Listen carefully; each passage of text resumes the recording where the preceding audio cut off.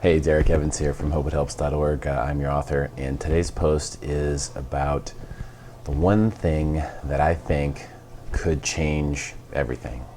It's something that I personally believe in, I personally practice, and one of the reasons why I started this site for you was to help you start to think about some of these things. These things that we're thinking about and talking about on this site are things that come as a result of my personal meditation practice. And I think we can all easily agree that if all of humanity were to work together collectively towards our goals, we would much more easily achieve them. This is a really cool story that I wanted to share with you, because if you didn't see it, if you don't have TV, or if you don't watch much TV like me, then you wouldn't have seen this story on 60 Minutes with Anderson Cooper. But it's very good journalism, and it's about him going in for a weekend, for a 3-day weekend, going to a meditation retreat, and exactly what happens to him and what he experiences. Also, I was unaware that there were politicians on Capitol Hill who were implementing this and providing free meditation classes. But what you can see is one thing for sure. People who meditate on a regular basis or who have a meditation practice have a different viewpoint. There's a shift in consciousness there. And so this kind of proves two things. One, that there's no right way to do it. If you just sit in silence, that's really all you need to do. If you do that a couple times a day, you're golden, and the rest just comes to you. It's an effortless process. That's one thing that's so hard to understand. People say, but I want to do it right, but how do I do it? What's the right way? That doesn't exist. So the trajectory and the point of this post is that we may not be on the trajectory that is ideal right now. If you look at just the way that we interact with one another, people are strangers. There's really no sight of unconditional love anywhere or unity anywhere. It seems to be kind of every man for himself. Meditation changes that. And the example I use in the post is, how do you think a different being in the future, let's say 1,000,000 years from now, who's looking back at humans and telling maybe their children or their offspring about humans, what are they going to say? What story are they going to tell about humans? And I just gave you a random example there.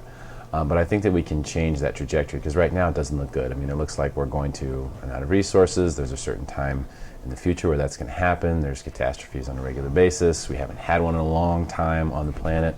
We're due. These types of things. So you could come up with 1,000,000 different scenarios that would cause the extinction of humanity, but what does the future look like? What does the future even mean to you? When you say the future, does that mean the future for you, the future for your family, the future for your descendants?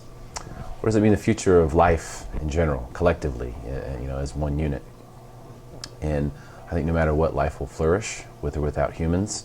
And in fact, there was a study done. I'm going to try to find the link so I can put it on the blog, but there was a study done about what would happen if you removed all the insects, for example, from the planet within 5 years, there'd be no more life on Earth at all, whatsoever, including human beings.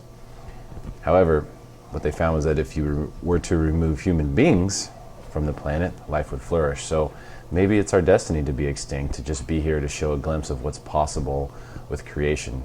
I don't know, but I'm confident that we will turn it around. I'm confident that we're seeing now this renaissance. These thoughts and meditation and practice of silence have been around for thousands of years, but we got sort of mesmerized by innovation, and we got away from that as a whole. We got mesmerized by the innovation mostly of violence, instruments of violence. Guns were obviously the first thing. Now the instruments of distraction may not be war, might be iPhones, but innovation has distracted us from this, and I think that even now, with all the innovation that's going on, we're seeing a resurgence in this, because that's the collective consciousness waking up, and I believe that will ultimately win. But check out the video below. Just click on the picture of Anderson Cooper and watch his experience. You don't have to take my word for it. Hope it helps. Namaste.